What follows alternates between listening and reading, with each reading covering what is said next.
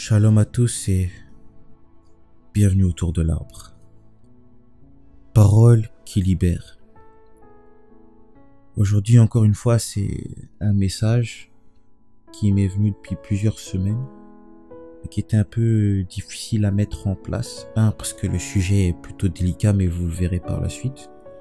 Et deux, parce que j'étais occupé avec les examens, etc. Mais c'est enfin fini, donc je peux partager la parole comme j'aime.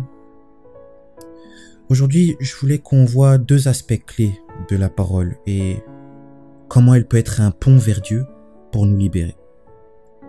Mais libérer de quoi? Je l'avoue, je l'ai pas mis dans le titre parce que je voulais pas trop avoir un titre trop long. Mais aujourd'hui, je voulais parler du secret. En effet, le secret, des fois, porte un poids trop grand sur nos épaules. Et la cause même de votre mal-être. Le premier aspect de cette parole qui libère, c'est la confession du péché. On connaît tous ce verset, Jacques chapitre 5, verset 16, qui dit « Confessez donc vos péchés les uns aux autres et priez les uns pour les autres, afin que vous soyez guéris. La prière fervente du juste a une grande efficacité. » Mais ma question aujourd'hui c'est, ou plutôt ma réflexion aujourd'hui, c'est combien d'entre nous pratiquons réellement ce principe-là, d'aller parler de son péché, d'aller dire à quelqu'un dans notre assemblée, un ancien en qui nous avons confiance, j'ai fait cette erreur-là, prie pour moi. En effet, comme j'ai dit, je veux parler de comment être libéré du secret. Certains péchés nous semblent trop impossibles à confesser. Je pense aux addictions, quelles qu'elles soient, drogue, alcool, masturbation avec pornographie. Certains ont même des luttes qui nous semblent inimaginables, impossibles à concevoir. Ceux qui souffrent de ces péchés prient pour s'en sortir. Mais ils ne voient pas de résultat. Ils ne voient pas de résultat et puis ils vont sur TikTok et ils ont droit au témoignage de quelqu'un qui a été guéri instantanément. Quelqu'un qui s'en est sorti par la grâce de Dieu rapidement. Et cette personne souffre avec ce secret. Cette personne a ce secret qui tourne en boucle. La honte, la culpabilité qui vient ronger. Cette personne se dit, pourquoi moi Seigneur? Pourquoi moi? Ils s'y prennent peut-être de la mauvaise manière. Peut-être que pour être sauvé, il faut faire il faut prendre une autre étape, un autre chemin. Mais qui peut leur dire comment faire? Parce qu'ils n'en parlent pas. Pourquoi? Le poids du secret. Le poids du secret amène la culpabilité, la honte, la faiblesse et un cycle infernal, un règne de terreur qui s'installe dans la vie du pécheur. Laissez-moi vous dire aujourd'hui que quelle que soit la chose qui vous tourmente, le poids du secret vient amplifier cela. Si vous écoutez ce podcast souvent, vous savez sûrement que Jésus seul sauve. Et je le répète souvent, c'est Dieu seul qui sauve. Et pour faire un parallèle avec cette histoire, j'avais vu un TikTok récemment où un prêtre orthodoxe prêchait de Jésus sur sa résurrection de Lazare. Et j'ai tellement aimé. Il a mis l'accent sur le fait que Jésus, au verset 38 du chapitre 11 du livre de Jean, dit « ôtez la pierre à ses disciples » pour ensuite accomplir le miracle de la résurrection de Lazare. Et puis ce même prêtre a mis en exergue le fait que si Jésus est capable de ressusciter Lazare avec la parole, n'aurait-il pas pu bouger cette pierre lui-même?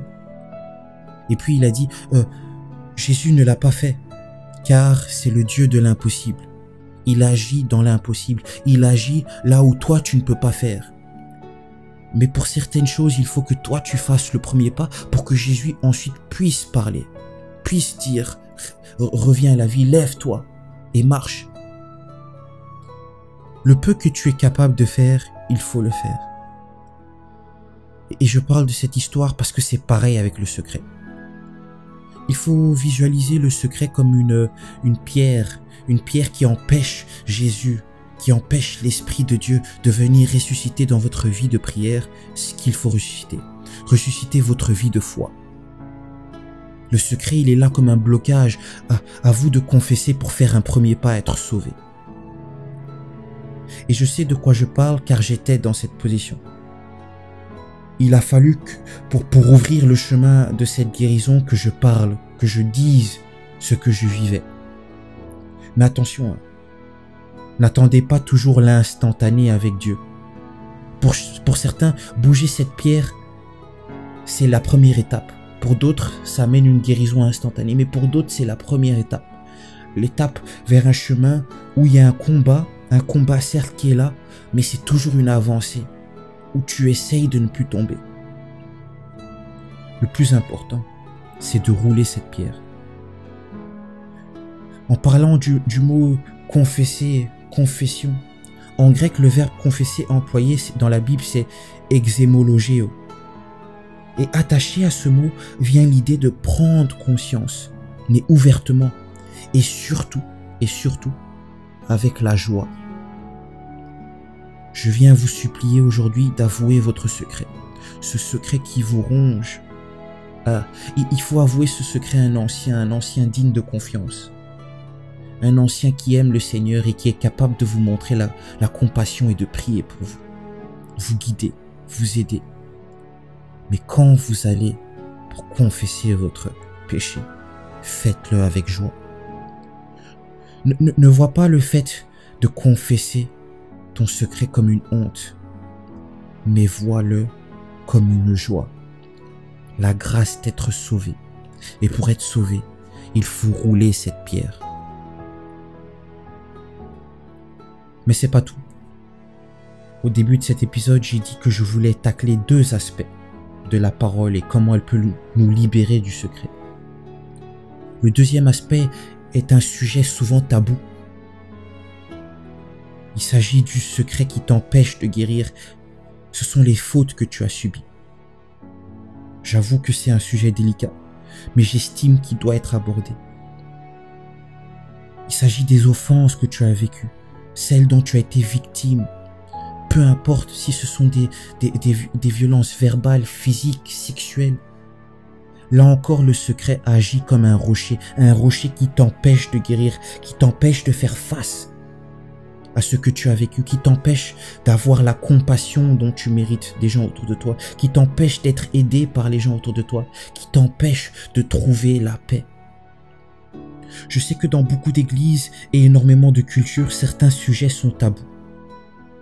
Mais j'ai entendu et vu trop de femmes et aussi hommes être victimes de violences, agressions, mais avoir peur d'en parler. Pourquoi? La honte. Ça fait mal. Là encore, le secret vient établir un règne de terreur sur vous, un règne de domination sur votre vie. Et j'ai conscience que des fois on n'ose pas en parler. Pourquoi? Parce que le cœur de l'homme n'est pas toujours bienveillant. Mais laissez-moi vous dire aujourd'hui, si on ne se lève jamais pour en parler, on laisse le secret régner, on laisse la honte nous ronger, on laisse la culpabilité, la colère, les pleurs vous bercer la nuit et vous empêcher de trouver la paix, de vivre cette paix que Jésus a à vous offrir. Et là encore une fois, je vous demande de venir bouger cette pierre pour que Jésus fasse son entrée et qu'il accomplisse le miracle que vous attendez depuis si longtemps. J'aimerais finir cet épisode avec 2 choses avant la prière habituelle. Première chose, c'est qu'il faut que nous aussi nous soyons les anciens pour les autres. Nous aussi nous soyons l'oreille qui est prête à écouter les péchés des autres. Vous savez, des fois je trouve une telle joie, une telle paix quand je vois que certains sont à l'aise de venir vers moi pour parler, parce que ça veut dire que j'ai fait quelque chose de bon. Je marche selon la volonté de Dieu concernant ce cas-là. Beaucoup de gens dans l'église, des fois, ont un cœur trop dur, un cœur trop mauvais qui empêche les gens de venir vers eux pour parler, de demander l'intercession. Pourquoi? Parce qu'il y a le jugement, la méchanceté.